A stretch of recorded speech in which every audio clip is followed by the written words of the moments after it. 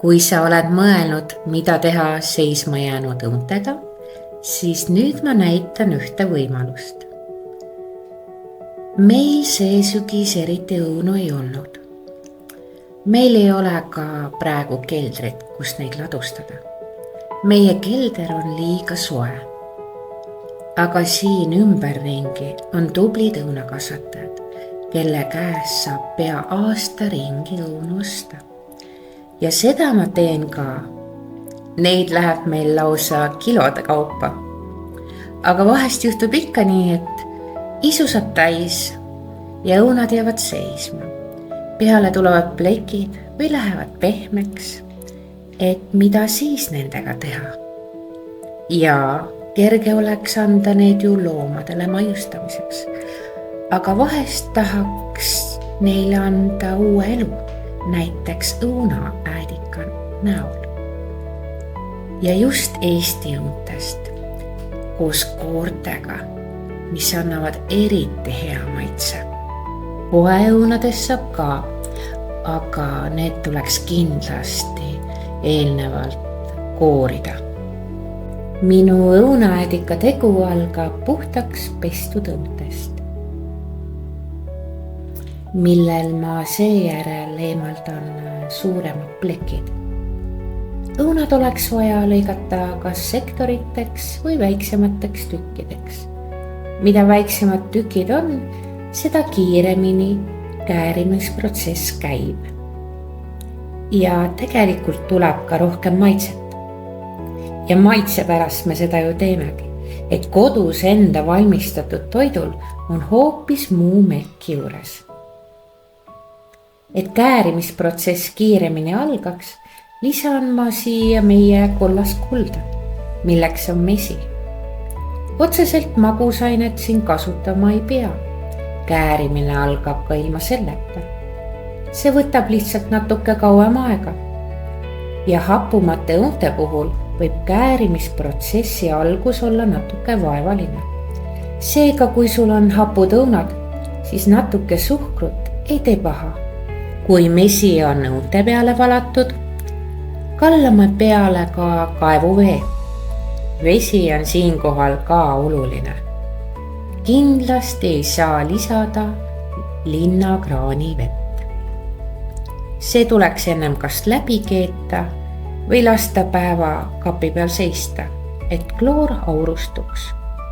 Kloor takistab käärimisprotsessi algust või võib selle sootuks peatada.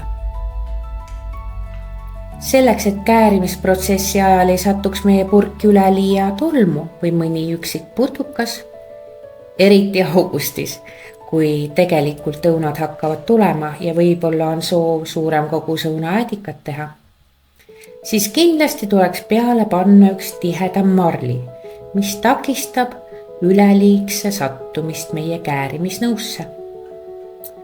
Mina kirjutan tavaliselt peale ka kuupäeva, sellepärast et aeg läheb väga kiiresti ja tihtilõgu unustad sa ära, millal sa täpselt selle laari valmis tegid. Siis on hea jälgida, kas on möödunud nädal, 2 või kuu. Käärimisnõud võiks hoida päikese eest varjus, aga kuskil soojas kohas, nähtavas kohas ka. Et sa ikka ei unustaks ära, et sa teda segama pead. Käärimisprotsessi käigus tulevad õunad vee peale ja siis võib juhtuda see, et nad lähevad hallitama. Sellel põhjusel tuleb ka neid käia alla vajutamas. Kui sa õunasegu segad, paned tähele, et ajapikku tekivad sinna mullid. See on märk käärimisest, algab alkoholi tekkimise protsess. Kui alkohol on valmis saanud, vajab vedelik veel hapnikku, siis seisab see mõnda aega edasi ning selle käigus tekib äädikhappe. Just see, mida saame hiljem toidu valmistamisel kasutada. Kui pinnale tekib kergelt udune või jahune kiht, ei ole see midagi halba, selle võib lihtsalt sisse segada.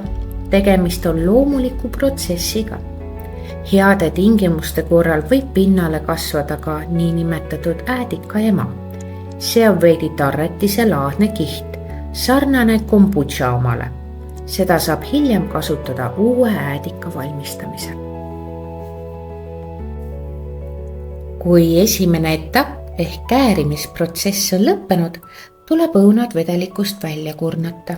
Seejärel vala vedelik puhtasse purki ja jätta see uuesti riiulile seisma. Just selle aja jooksul hakkab vedelikust tasapisi äädikas kujunema.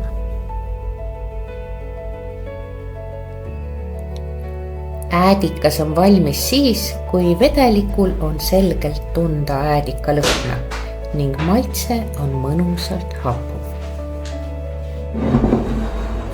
Nii, on möödunud kuu ja vahepeal on saanud siis käärimisprotsessiga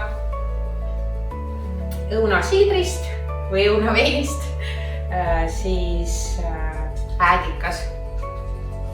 Lõhnab imemõnusalt ja nüüd me kurname ta pudelisse. Kahjuks siia peale minul äädika ema ei ole tekkinud, aga sellest pole midagi.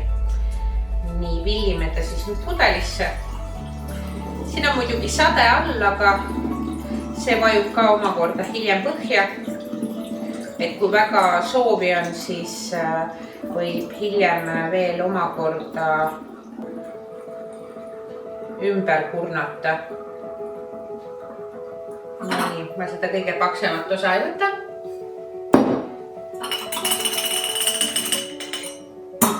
Maitseme ka siis, missuguse mürkiga ta on, aga ime ilus ta sai, selline.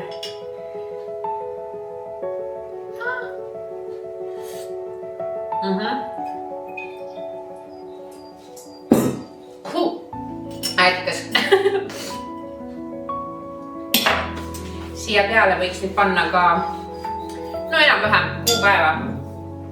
Praegu on meil siis aprill, et kirjutame siia aprill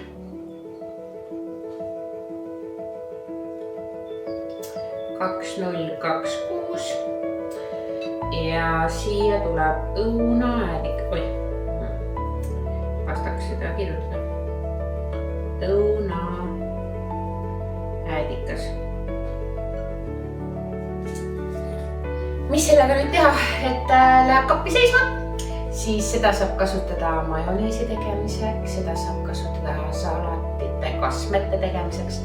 Sellega saab marineerida sibulaid või kurki või miks mitte kasutada hapunoodi andmisel magustoidul.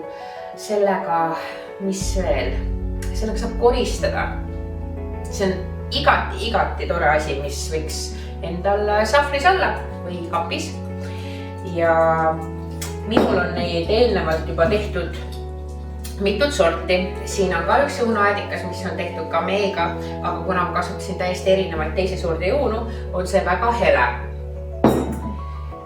Siin on õunaäädikas suhkruga. See on tehtud 28.10.2025 ja see on siuke, ta on kaualt seis, ta on küpsem lõhn. Ta on tehtud, lõhnab väga hästi ja ta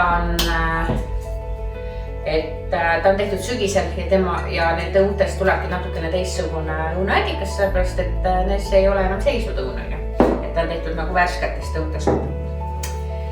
Nii, ja siin on ka veel üks õunaäädikas.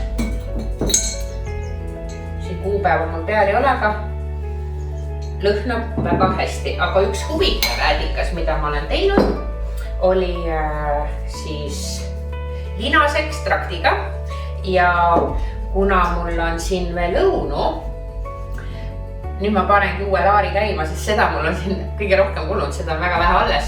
Ma ei teinud ka tega väga palju, aga ja see on nagu suitsune, see on ülimõnusa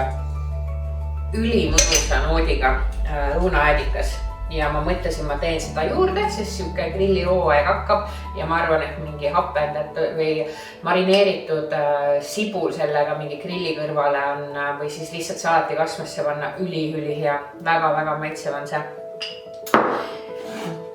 Nii, võtan siit endale ühe väikse noa.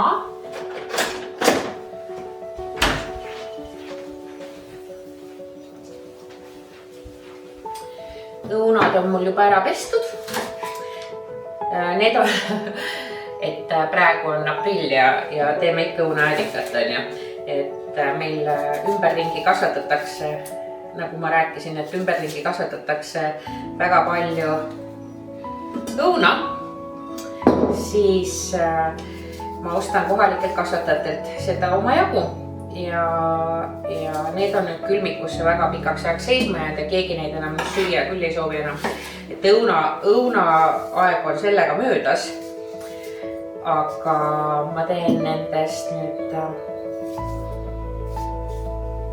siis linasekstraktiga ühe äädikasatsi juurde, kuni veel võimalust on.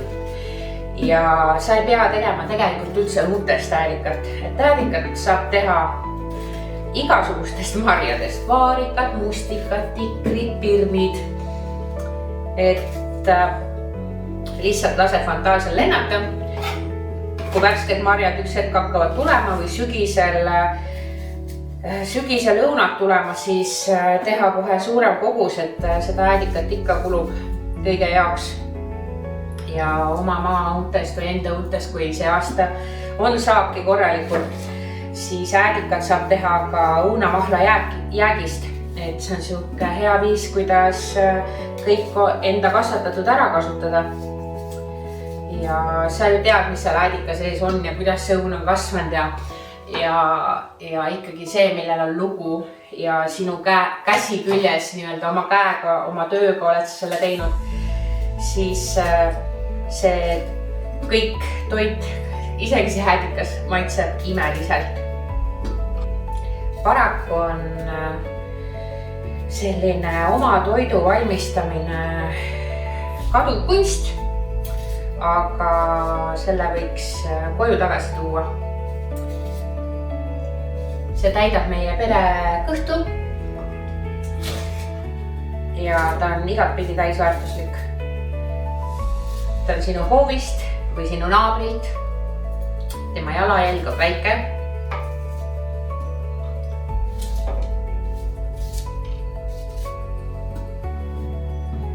Ja sa hindad toitu ikkagi, kui sa teed ise süüa, kui sa kasvatad ise süüa, siis seda toitu ei lähe niisama raisku.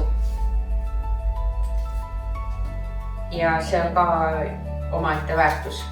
Eriti tänapäeval.